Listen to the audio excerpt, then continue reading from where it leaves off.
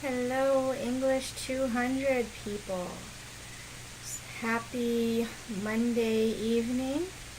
I am very much aware that my awesomeness from last week, getting my video up on Sunday, did not carry over to this week. So I have a new job that I just started last week, and so there's been a lot of changes to my schedule, so I'm trying to get this figured out. This is the last, so I worked a shift this afternoon. It's the last one I've got for about a couple weeks. So bear with me as I try to figure out how to balance all of this. But I did get your assignments up last night, so I figure the video can go up a little later. So this week's video, we are moving into our reading of Plantation Boy. You had that start last week, and I was really quite thrilled with the response that I was getting there. A lot of you seem to be really taking to this. This is a very different experience for me teaching it to you guys, because I think almost all of you are from here or have been here long enough that we can consider you local, and the language of the book is not quite so hard. So I've had quite a variety of teaching this, from teaching it at Chaminade to about a 50-50 split of local students and mainland students, to I've taught it once before at UH West, and maybe it was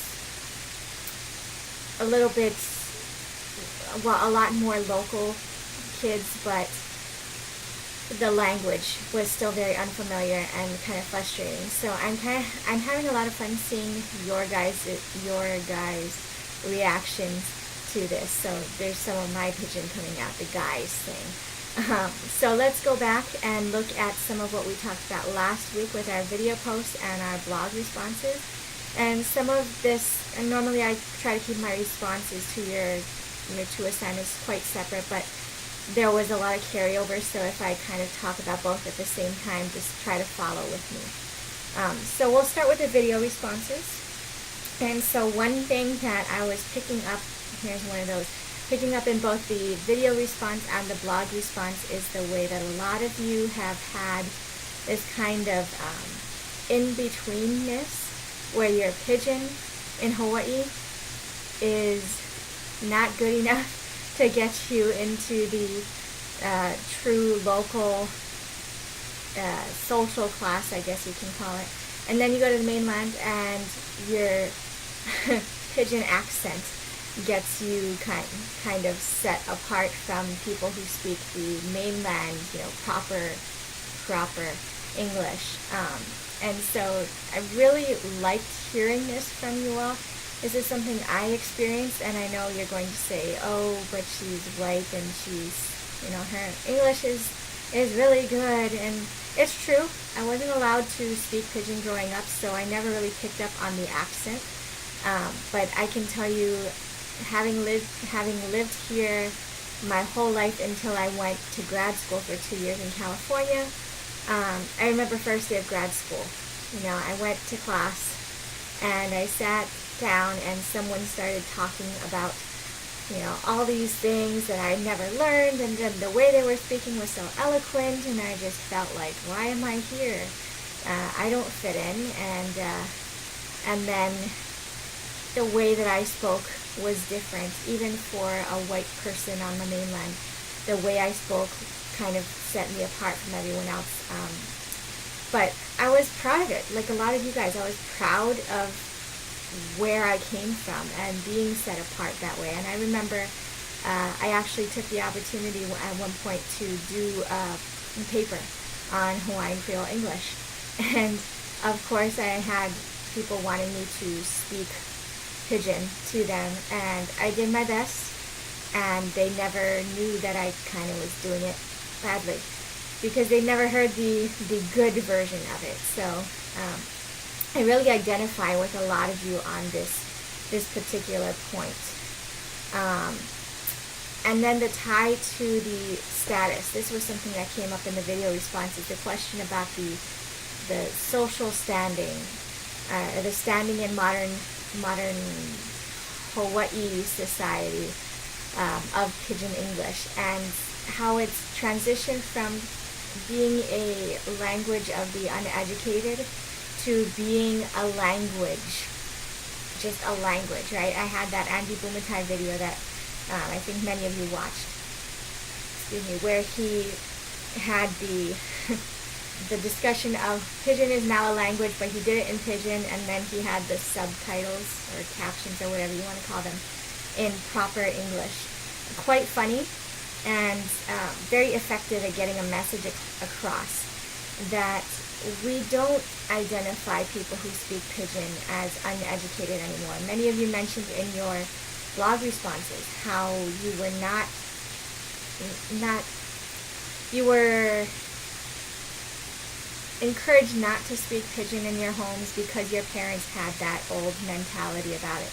Pidgin equals uneducated, not smart, right? And now it's almost a social necessity.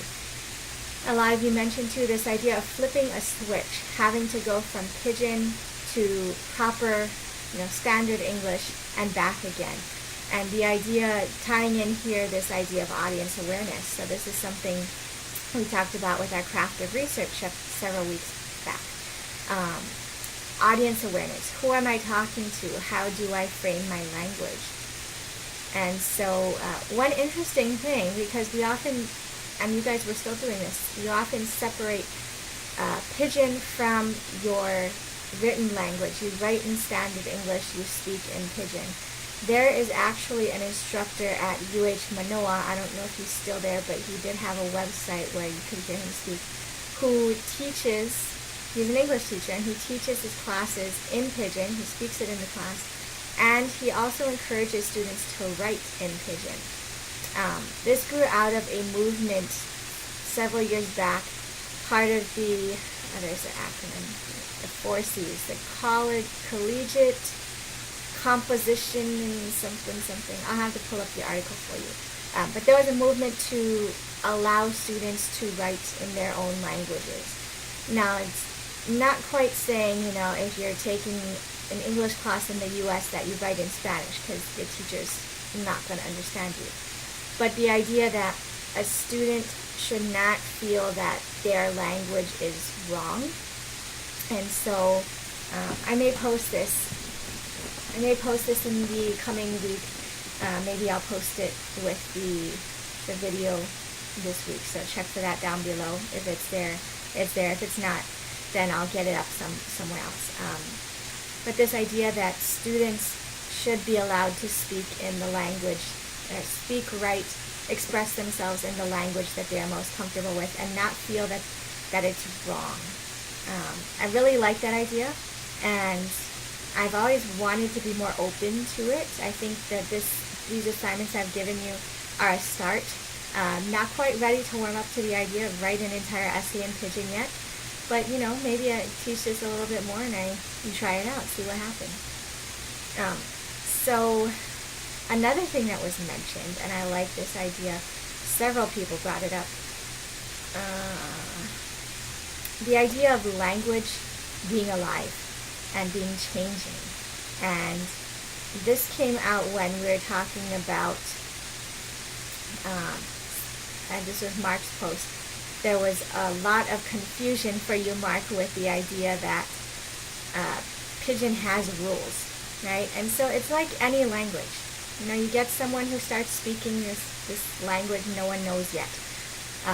You can even think of fictional languages, Klingon, Elfish, I think it is, and I'm sure there's another one for some of the other pop culture things. They were languages created by authors, TV show people, fake, but out of them grew entire languages, right? They didn't create a whole linguistic thing for each one, but out of them grew something greater. But when a language develops, people speak it. It's oral. No one sits down and writes down the rules. It was mentioned about Hawaiian. Hawaiian was a spoken language originally. It wasn't until missionaries came over and said we need to start creating literacy here. Let's teach these guys how to read and write that they prescribed the English alphabet onto Hawaiian and tried to make it work.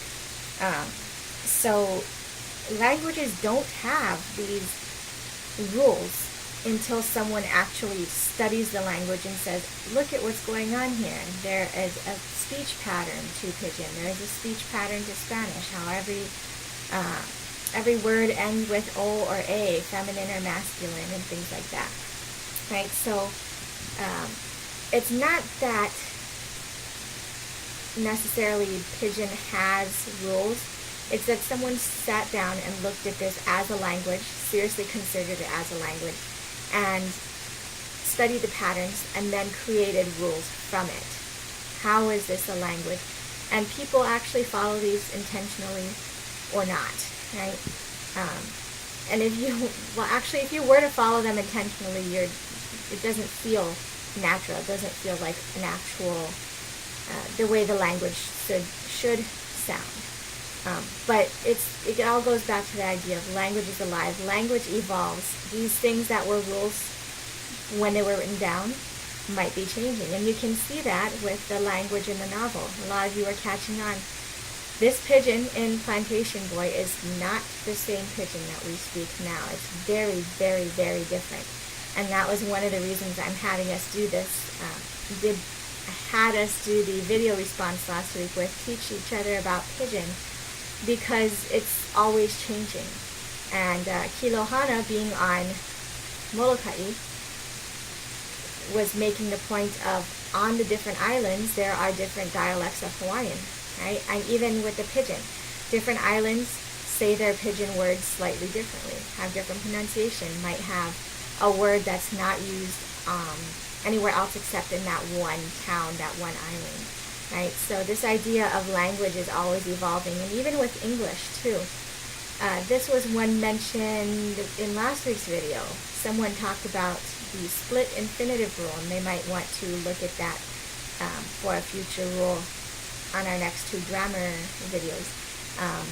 But this split infinitives rule is not something we really follow anymore. It's the idea that an infinitive is a verb that's preceded by to. So to eat, to sleep, to walk, to type, right? And the split infinitive is you stick something in between the to and the verb. So to quickly run instead of just to run quickly. To ravenously eat instead of to eat ravenously. It used to be that was something you couldn't do. And now we really don't care.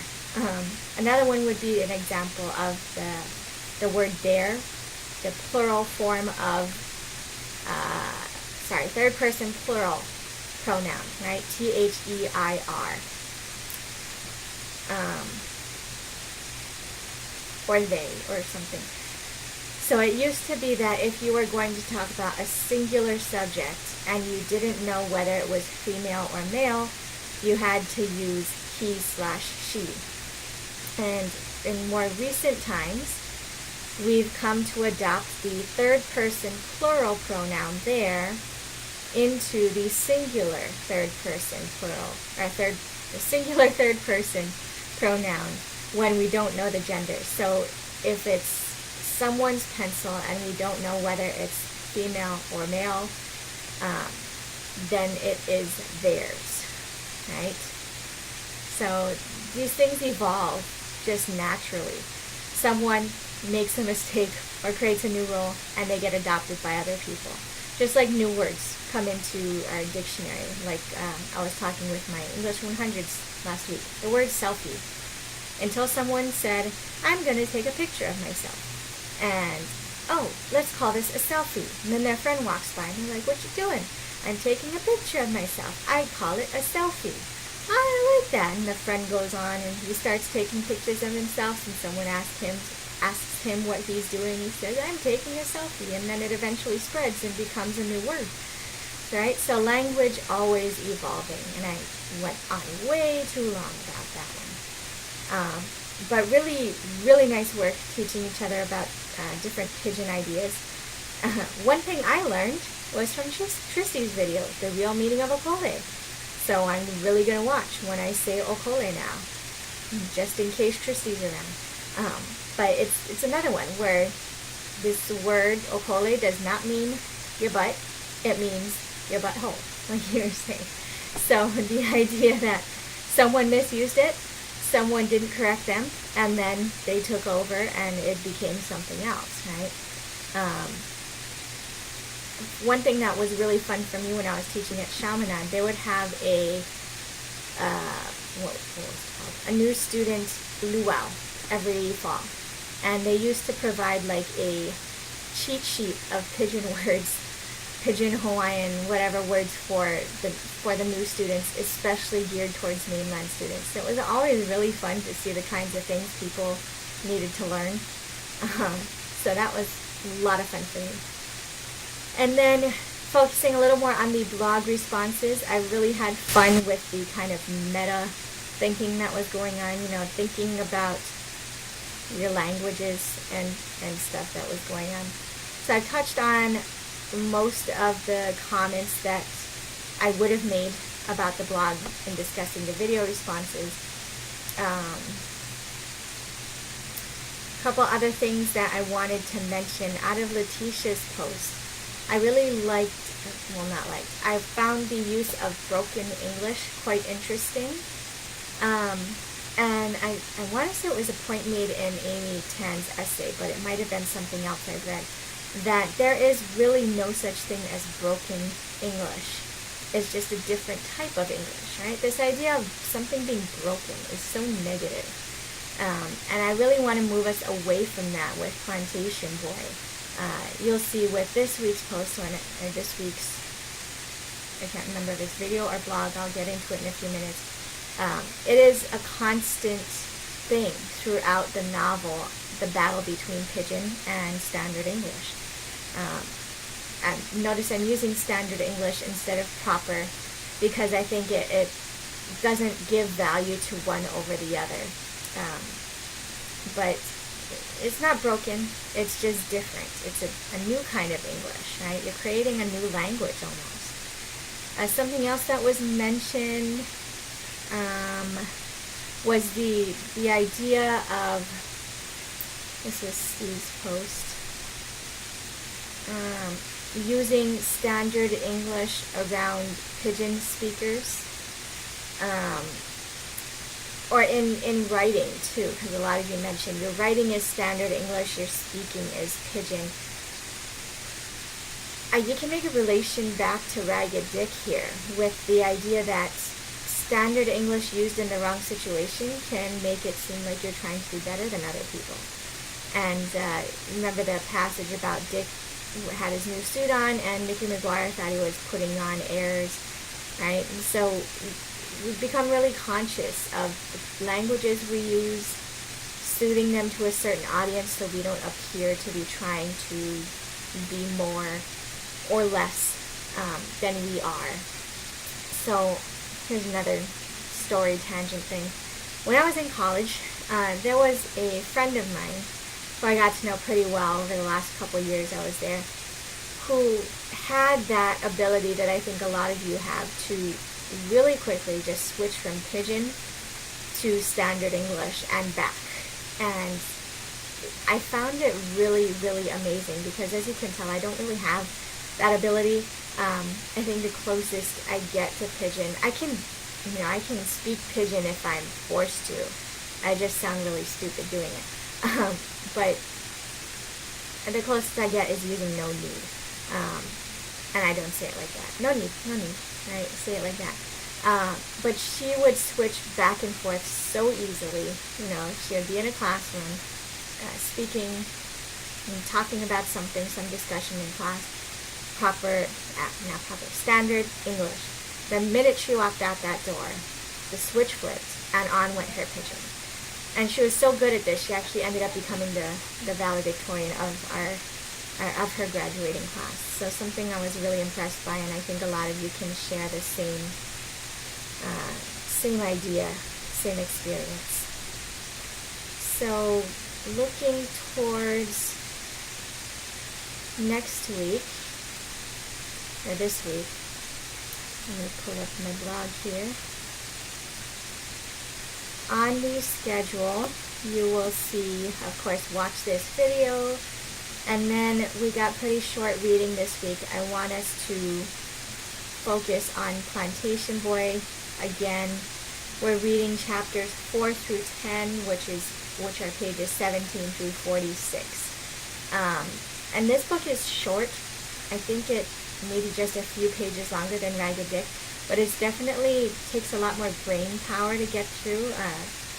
Even if you are a pidgin speaker, there's a bit of mental translating that has to go on, and there's a lot of history that takes place in this book. So that is what our responses, our video response and our blog response are on this week.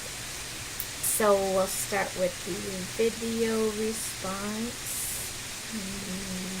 Yes, this is the video.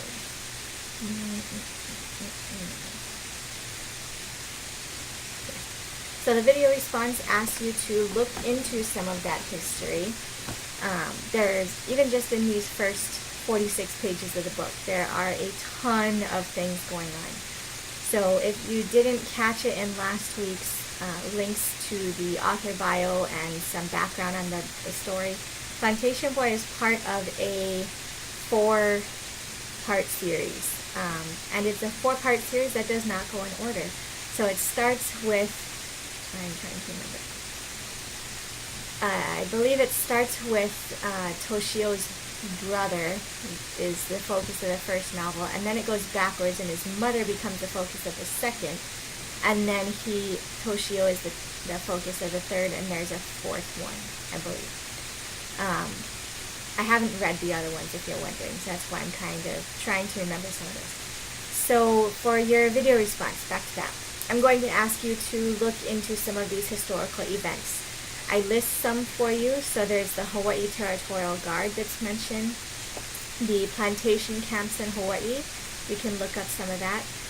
There is a mention of this term naichi, or naichi. Don't speak Japanese, so I have to apologize for my bad pronunciation. But Toshio mentions how his girlfriend / wife is Okinawan, and most of the Naichi guys don't go steady with Okinawan girls, right? So why is that? What's some of the cultural tension there? And then there's a discussion of bulla heads, and if you do some research into that, you'll see where it came from. The big 5 are mentioned. Specifically, AMFAC, American Factors, is mentioned, but there are 4 others that go along with that. You can look up World War II Japanese internment camps and do some research into the Hawaii Thai there. We didn't have as many as on the mainland. Why was that? A big part. There's an entire chapter named after this, the 100th Battalion and 442nd Regiment, 442nd Regiment. Or any of these specific World War II battles that are mentioned. There's a ton of them, especially in the correspondence between Toshio and his friends and his brothers and stuff like that. So look up, choose one kind of notable name, movement, period, place, date, any of that kind of stuff. Choose one and then do some research into it. And by research, I mean essentially do a Google search. But I do ask you in the last thing I've posted with the video response, try starting with Google Scholar. You'll find it will help you weed out some of the less desirable sources like Wikipedia. It may not be useful for every topic that you look up. So I do say start with that. If you can't find anything, you can go to a regular internet search, but make sure you're kind of what's the word I'm looking for here? Weed out the sources that might not be as good, okay? So once you've done your research, you picked your thing, done your research, in your video, what you're going to do specifically is tell us what it is you're researching first off, and then find your thing and share what you found with us by first reading the passage that the person, place, event, or movement is mentioned, and then basically just sharing what you found. And you are completely welcome to post links to the different sources you find below your video. Then we can click around, look at more stuff. If you're like Steve and you're fancy, you can put your pictures, do a picture-in-picture thing and post pictures from the different sources that you find. And then after you explain these things to us, I want you to draw the connection back to the book, not just reading the passage, but why did you pick this particular person, place, or event? What would we have missed in our reading of the book if we didn't know what this was, right? If you didn't know what Japanese internment camps were, I'm pretty sure everyone knows that one, but if you didn't know, what is it that you're going to miss reading Plantation Boy, not knowing what internment camps are? Okay, so basically this, like I was saying earlier, this novel is really, really heavy in the history stuff. The characters are fictional, but the events and the places are real, right? So we're trying to make that tie, and we're scaffolding for our next essay that's going to ask you to do some similar stuff. Okay, so that is the video response. The blog is asking you to do another explication. Okay, so instead of just picking a random passage, though, I give you two topics and say find passages that go with one of these two. So the first option would be to find a passage that discusses the idea of filial piety, and I gave you a definition on the blog post page. It's the important virtue and primary duty of respect, obedience, and care for one's parents and elderly family members. And if you're wondering about the picture posted with week 7's title, that is actually the Japanese kanji, I believe, or maybe it's not kanji, maybe it's just calligraphy. It's the Japanese kanji for filial piety. So I had a nicer one there that actually said it, but then it got cut off because of the way the blog is formatted. So find passages that either talk about that, and it doesn't have to mention the word because it is something that Toshio actually says, but there are different points where he doesn't say the word, but he's still talking about it. And then your other option for picking a passage is something that relates to the idea of this battle between pidgin and haoli talk, or regular/standard English. Okay, there are quite a few passages about this. Many of them are discussions between Toshio and his wife, who she doesn't think that his plantation talk, his pidgin, is something that he should continue with. She's trying to push him out of this plantation mentality, which is something we'll look at in the coming weeks too. Okay, so with your explication, I give you two links, both taking you to the same place. I tell you to refer back to the week 3 blog for a refresher on what an explication is. But a reminder, basically you're going to choose 2 to 4 paragraphs that again speak to one of those two topics, filial piety or pidgin versus standard English. And then you're going to go through your explication steps. So tell us what the passage is about. Well, first off, type out the passage so we know what it is we're looking at. And then tell us what the passage is about in writing, of course. This is the blog response. Describe how the passage illustrates either one of the themes, either filial piety or pidgin haoli talk theme. And then lastly, explain why the passage and the theme are significant to the development of the story and or the characters. Okay? So do refer back to that week 3 if you don't remember how to do this. Everyone did a great job that week, so we're just doing the same kind of thing, just to a new book this time. Okay? And as far as the essay from Ragged Dick last week goes, I believe those of you that have been consistently submitting things, I've gotten all of your essays in, and if you didn't, you got an email, and you know who you are, and someone actually already took care of that issue. So I would say on the conservative side, I like about 2 weeks to get those graded. But since I, with like I was mentioning earlier, I don't have another shift for the second job I picked up for 2 weeks. I'm hoping I can get it done quicker, but no promises. Okay. And I have your grades I'll be posting up for these last week's assignments, and you should have seen your grades get updated for all the prior weeks. If you don't have your grade updated, please let me know. Sometimes I forget to fiddle with the setting, so if you're not seeing anything, you should be seeing the assignment breakdown plus like your current grade. So if you aren't seeing either of those, please let me know. I will take care of them as soon as possible. Other than that, I'm really excited by your guys' reactions to Plantation Boy, and I look forward to seeing again what you have to say this week about it as we move further into the story. So until next week, have a good one. Enjoy Plantation Boy, and keep up the great work. Have a good night.